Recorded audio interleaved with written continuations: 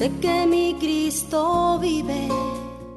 En la palabra de Dios, la Biblia, hay un mensaje para ti, para mí y para toda la humanidad, el Evangelio de Jesucristo. Certeza es la razón, la existencia. Certeza es el alfa y omega. Un mensaje para ti.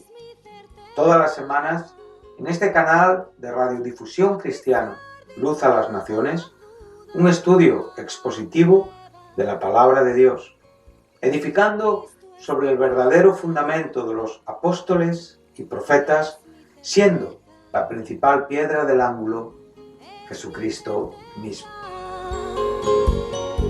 Que ni lo alto ni profundo. Síguenos en directo o en cualquiera de nuestros canales y recuerda que Dios tiene un mensaje para ti. Que Dios os bendiga y edifique a través de su palabra. Amor de Dios, certeza, yo sé que mi Cristo vive. Certeza, para Él no hay nada imposible. Certeza, es la razón, la existencia. Certeza, es el alfa y omega. Es un placer para mí saludar a los oyentes de Radio Luz a las Naciones en nuestra programación semanal de estudio bíblico titulada Un mensaje para ti. Programa desde el cual estamos estudiando juntos diferentes porciones de la Escritura y en este tiempo más concretamente la primera epístola del apóstol Pablo a los Corintios. Me gustaría iniciar el programa de esta semana pues saludando a todos mis hermanos, al pueblo de Dios en general, a las personas que nos siguen y hacer mención al tiempo tan excepcional o extraordinario que estamos viviendo con esta crisis mundial. Semanas atrás creo que ninguno esperábamos estar como estamos hoy, pero Dios no ha cambiado. Jesucristo es el mismo ayer, hoy y siempre.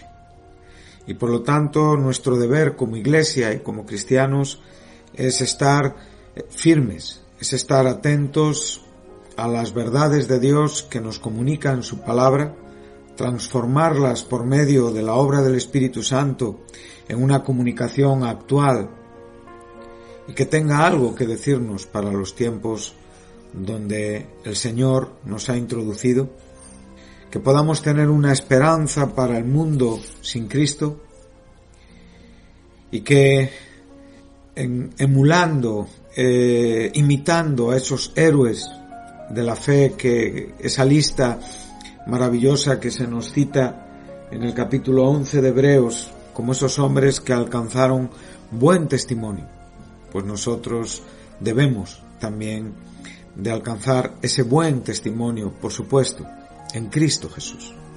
No para la gloria de nuestras personas, no para figurar como héroes humanos, sino sencillamente como hombres que estamos glorificando a Dios en todo.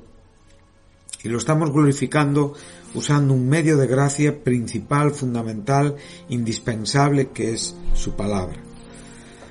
Por lo tanto, que Dios nos dé paciencia para andar este tiempo, que Dios nos dé paciencia para estar firmes, confiados, y que el Señor también nos dé esperanza en medio de todas estas dificultades.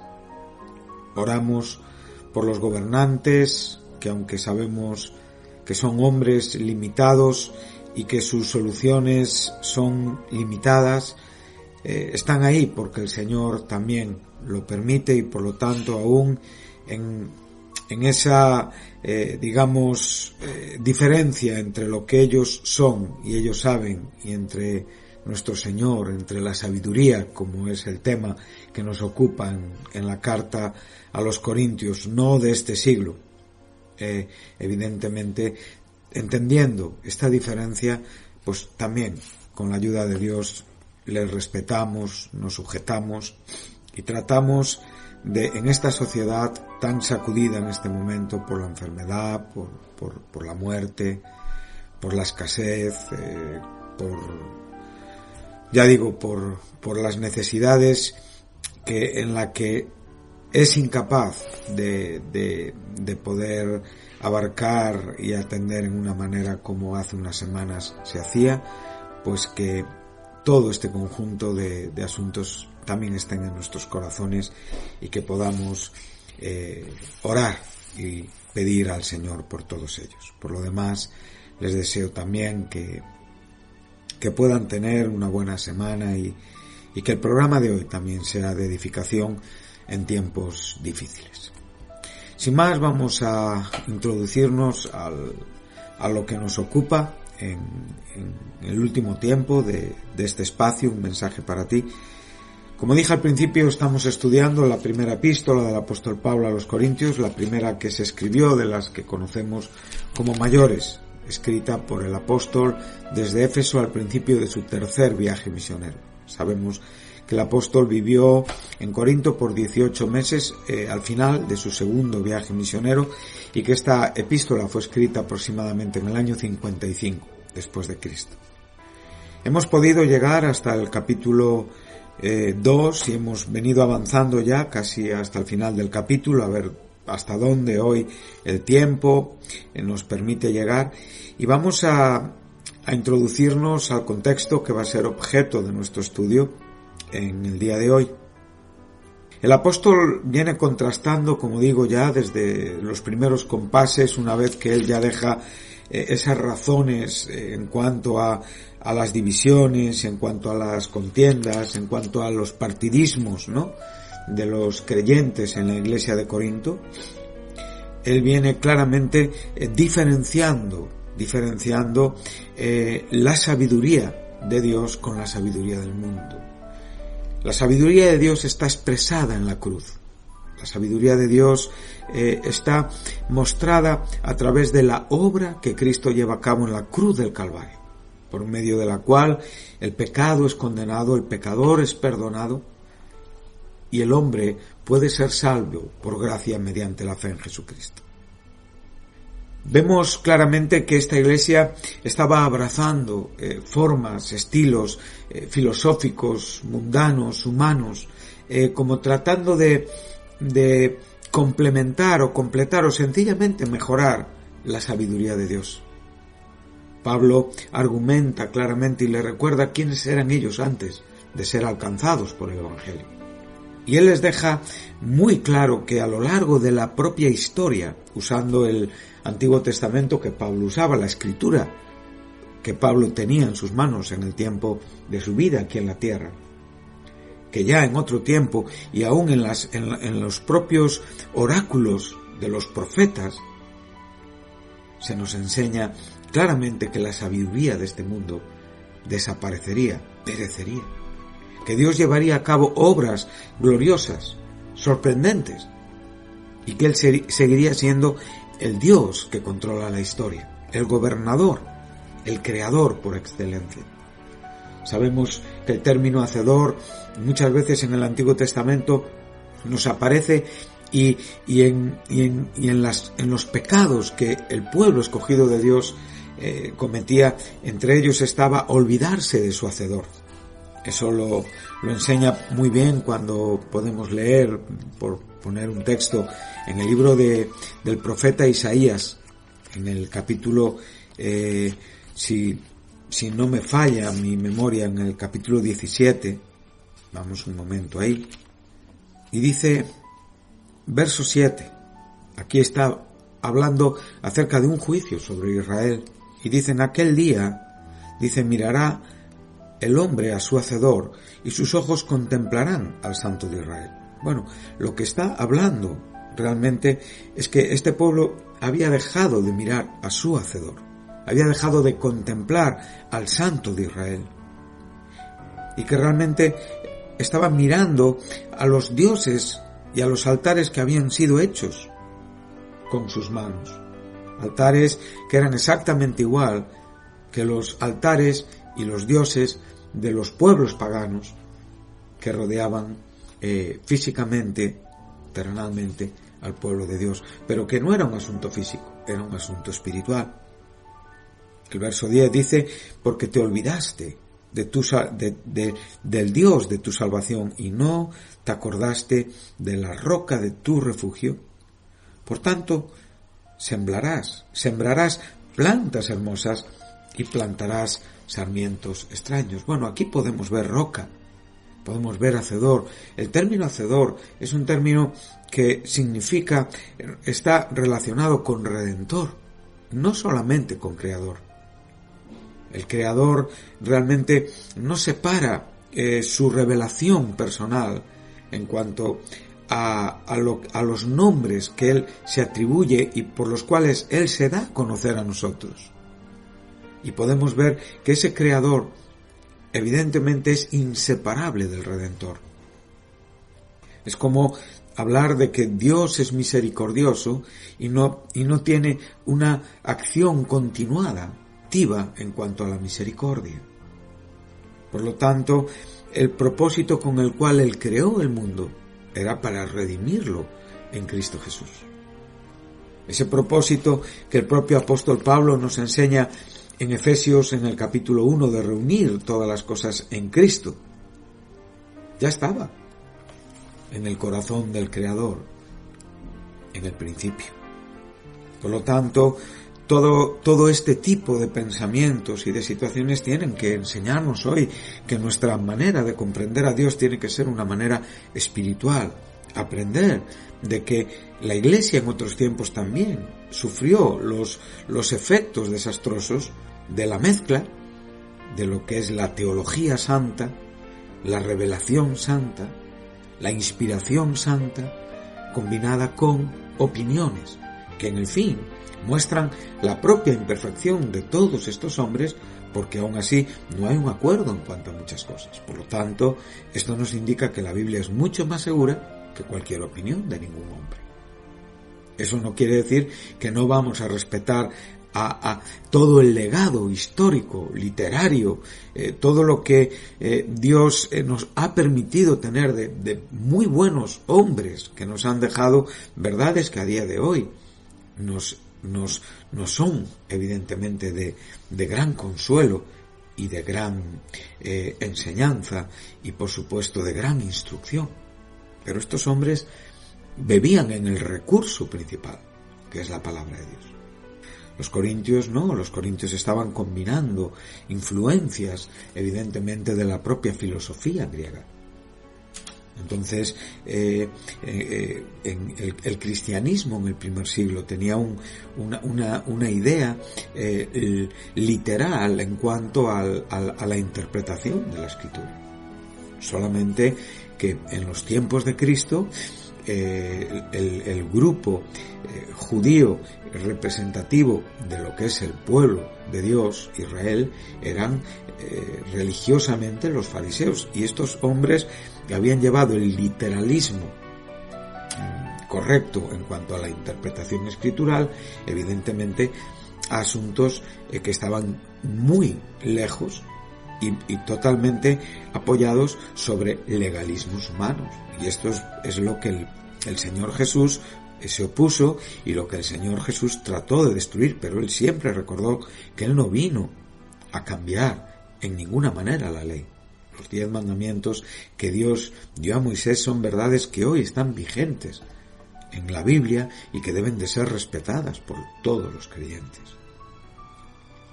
Para este tiempo, algunos padres apostólicos, ya pasando el primer siglo por el año 120, 130, año 100, al tiempo en el que ya se termina el último libro de la Biblia.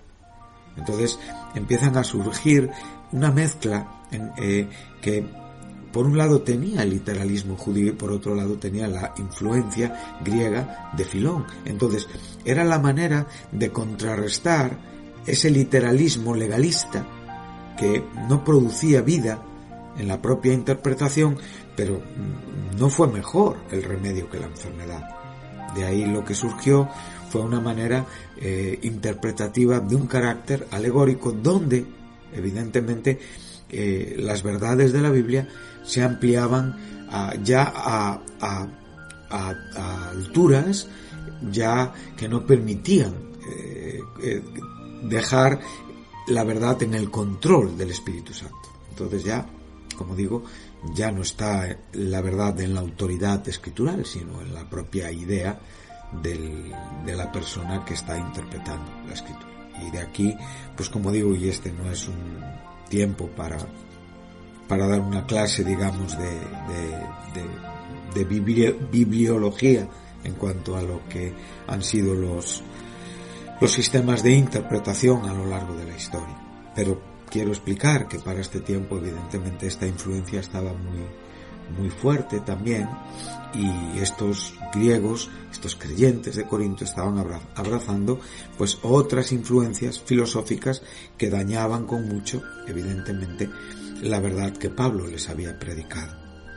Hemos llegado hasta el versículo 10, donde ya hemos dejado el versículo antes bien, como está escrito: cosas que ojo no vio, ni oído yo, ni han subido en corazón de hombre, son las que Dios ha preparado para los que le aman. De esto hemos hablado también ampliamente, hemos citado los textos del Antiguo Testamento que entendemos es de donde Pablo está tomando como está escrito, y hemos en el último programa quedado en el versículo 10. Dios nos la reveló a nosotros por el Espíritu, porque el Espíritu todo lo escudriña, o sea, todo lo estudia y realmente nos lo enseña en cuanto a la profundidad de Dios.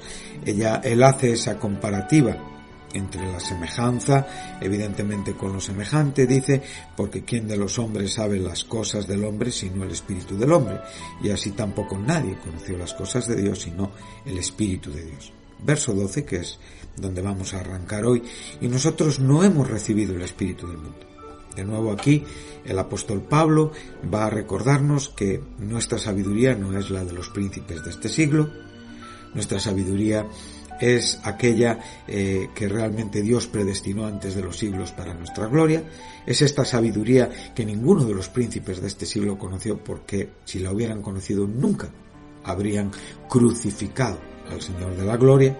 Evidentemente es una sabiduría que únicamente es comprendida por los hombres, por los creyentes espirituales, y que ya en el capítulo 3 va a hablarnos abundantemente acerca de las personas espirituales y de los creyentes también carnales, ¿sí?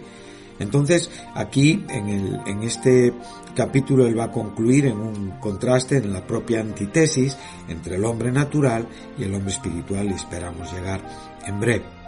Entonces, como digo, nosotros no hemos recibido el espíritu del mundo. Aquí hay un juego de términos, y ya digo, en el original no existían mayúsculas y minúsculas, por lo tanto esto es una ventaja de nuestra traducción, de los traductores de la Escritura, que claramente aquí identifican evidentemente el espíritu del mundo en cuanto a lo que el hombre puede y es en sí mismo por medio del propio sistema que le rodea, sino el espíritu que proviene de Dios, el Espíritu Santo con mayúsculas, para que sepamos lo que Dios nos ha concedido.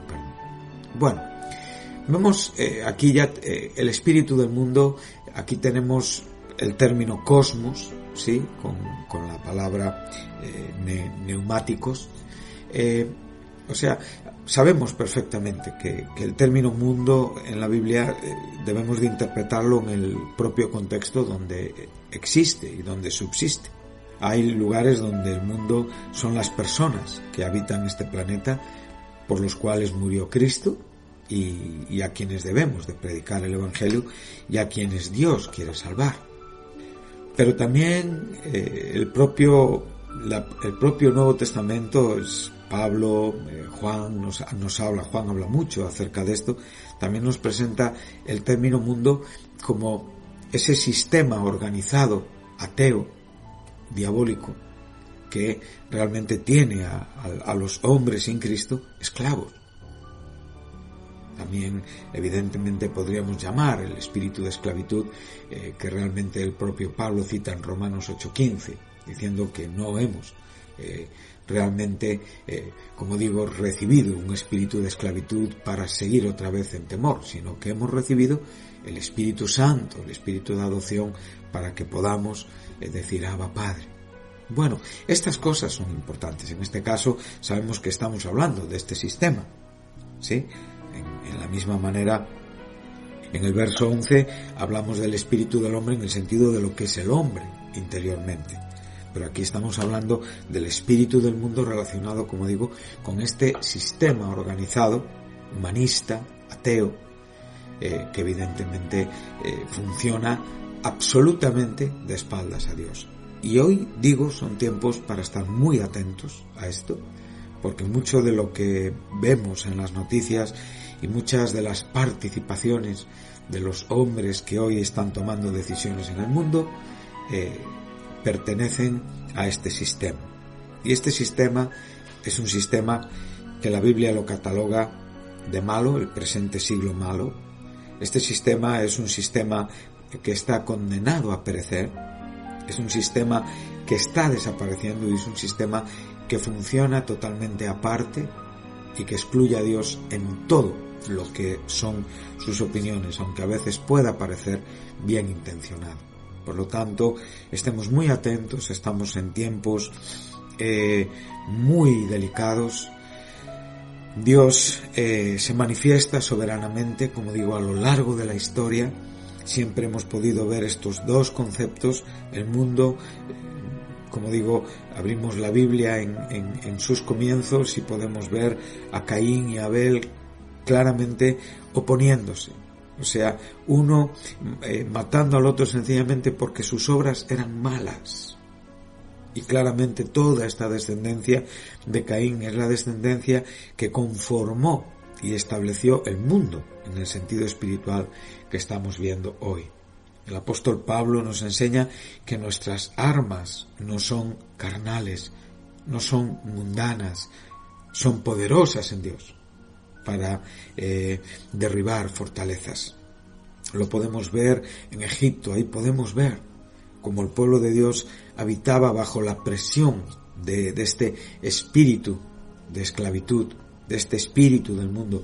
Faraón es un tipo, evidentemente, de Satanás, es un tipo de gobernante también de este mundo. Egipto es un tipo del mundo en el cual el pueblo de Dios puede estar por un momento, pero no es la residencia del pueblo de Dios. A veces el pueblo de Dios puede sufrir, puede entrar a participar de cierta tribulación y ciertos sufrimientos exactamente igual que el resto de las personas, pero el pueblo de Dios sabe que hay un propósito y sabe perfectamente que todo lo que tenga que ver con sus padecimientos no tiene más que, no es más que, como digo, que una leve tribulación momentánea, que son aflicciones del tiempo presente que no son comparadas con la gloria venidera que en nosotros ha de manifestarse. Y esto realmente también se nos está enseñando. Por lo tanto, queridos oyentes, la Iglesia está en este mundo, no es de este mundo, y Dios la guarda como el Señor Jesucristo oró y como nosotros debemos de orar, recordando las propias palabras de nuestro Señor. Por lo tanto, la sangre de Cristo ha obrado a nuestro favor. Nuestras vidas, aunque todavía están aquí, no pertenecen a este sistema y por lo tanto un día seremos liberados de estos cuerpos terrenales y por supuesto de este sistema. Jesucristo está a las puertas de regresar y recoger a su iglesia. Y entonces el mundo entrará en un descontrol tremendo y los juicios de Dios se emitirán uno tras otro sobre este mundo. Debemos de estar con un corazón despierto. Debemos de entender lo que el mundo representa y significa.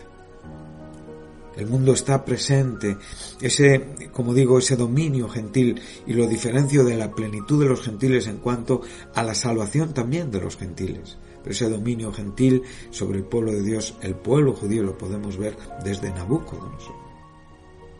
Y podemos ir pasando imperio tras imperio tras imperio, podemos llegar a Roma y podemos irnos al final de los días de la tribulación con el propio anticristo. Por lo tanto, cuando vemos todo esto, comprendemos que este sistema es malo y que el pueblo de Dios no pertenece a este sistema y que el Señor siempre nos ha dado un espíritu de adopción por el cual ya no estamos en temor y por el cual podemos confesar: Abba Padre. Qué bueno, queridos oyentes, qué bueno.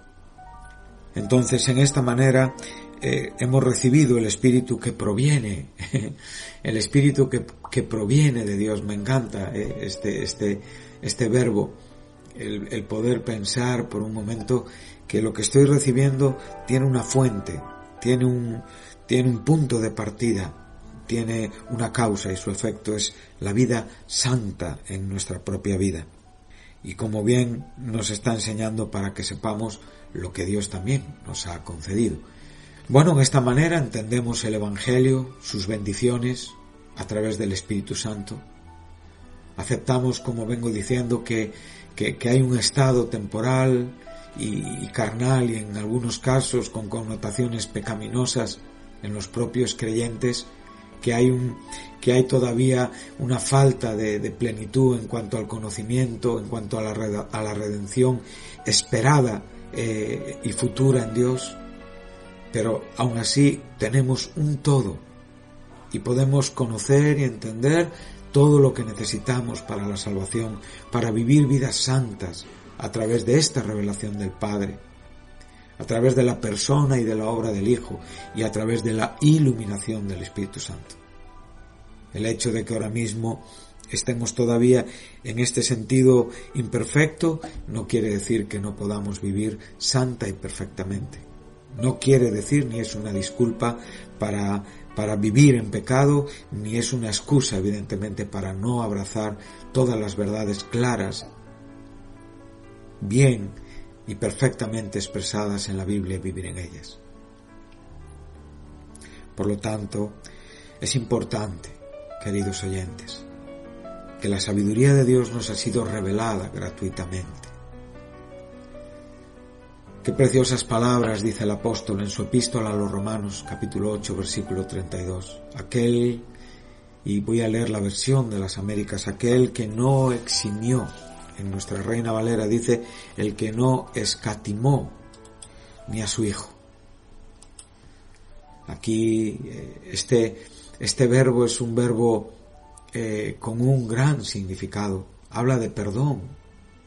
Habla de realmente de no excluirle a Cristo ningún sufrimiento en la entrega por nuestros pecados.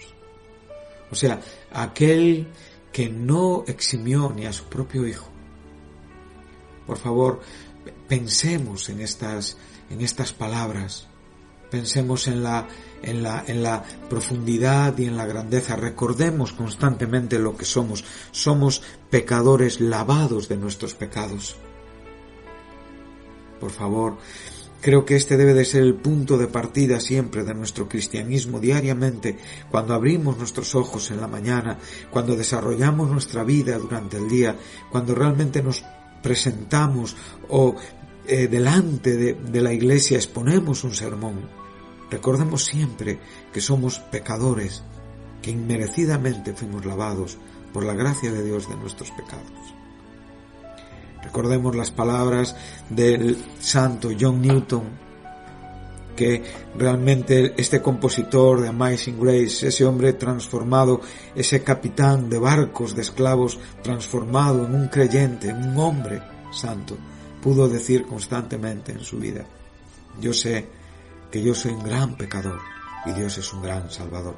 Creo que uno de los problemas principales de los creyentes hoy es olvidarte de este principio. Es olvidarnos, y me incluyo en una primera persona del plural, de este principio fundamental, que es este punto de partida.